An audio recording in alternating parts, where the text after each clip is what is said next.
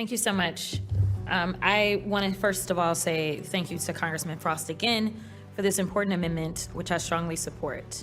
We should all be deeply concerned about voucher mills, which profit off students without delivering results. Voucher programs can be abused, and Democrats have historically worked to investigate.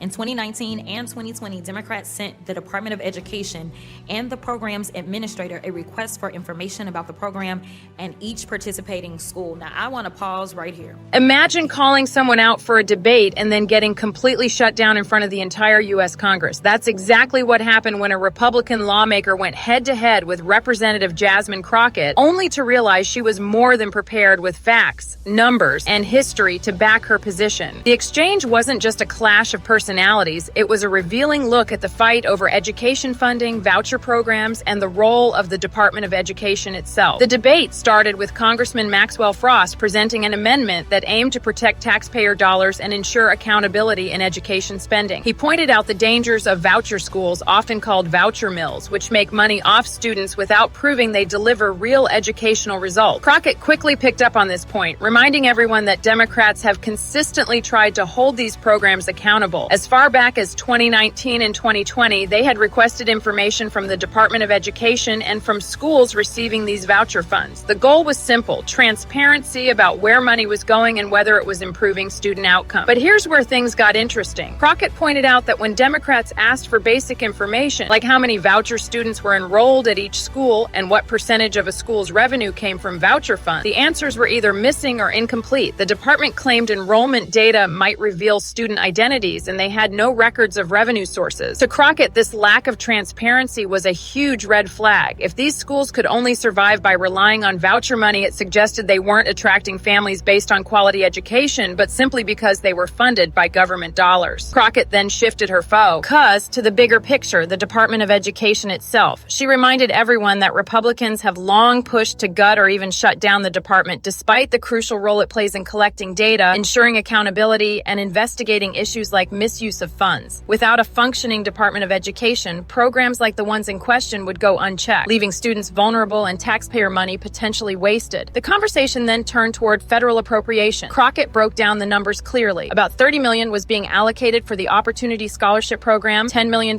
for D.C. public schools, and $20 million for D.C. charter schools. That meant roughly $24,000 per voucher student. These were the real figures in the budget, and Crockett used them to highlight the imbalance in how federal funds were being distributed. Republicans, however, had a very different angle. Representative Virginia Foxx argued that the Department of Education has failed for decades, wasting trillions of dollars while student performance has declined. She cited the National Assessment of Educational Progress, which showed reading and math scores for 8th and 12th graders had dropped to some of the lowest levels in decades. In her view, this was evidence that the current system doesn't work and that alternatives like vouchers were necessary to give students, especially those in minority communities, a way out of failing public schools. Foxx painted a grim picture. 45% of high school seniors scoring below basic in math, 32% scoring below basic in reading, and only 14% of students reading for fun daily. To her, the message was clear. The billions spent on traditional public schools weren't paying off. She argued that opportunity scholarships were a lifeline, particularly for low-income and minority students in Washington, D.C., where 95% of voucher recipients are minorities. Crockett didn't let that stand without a rebuttal. She reminded everyone that education in America is layered. Local school boards make most of the big decisions for K-12. States control testing and curriculum, and the federal government is there to ensure equity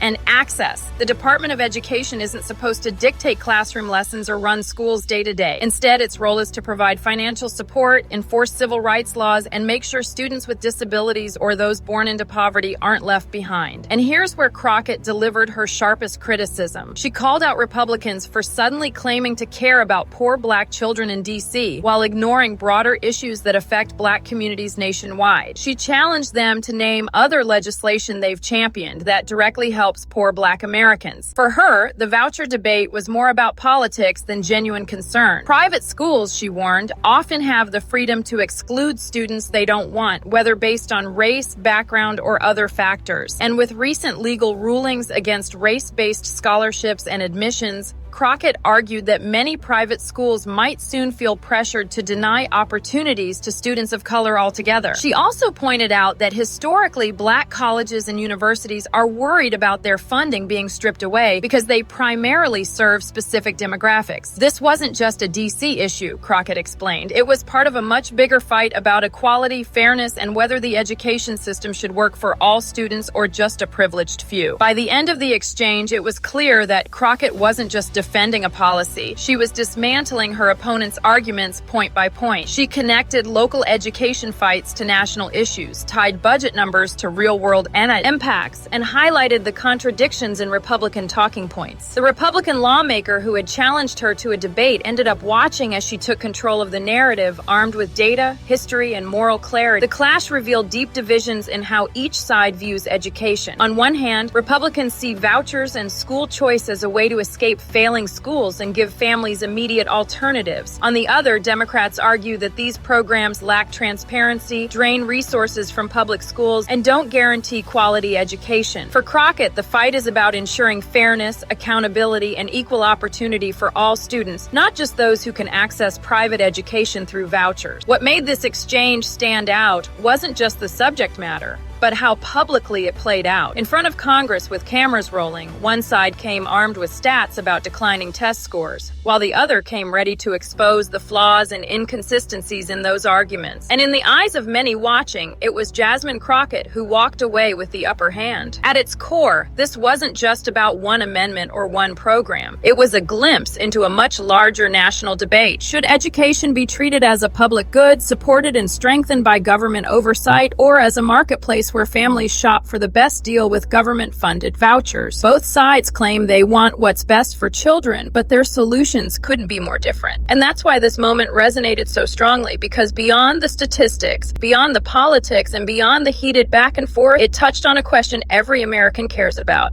How do we ensure every child, no matter their background, gets the education they deserve?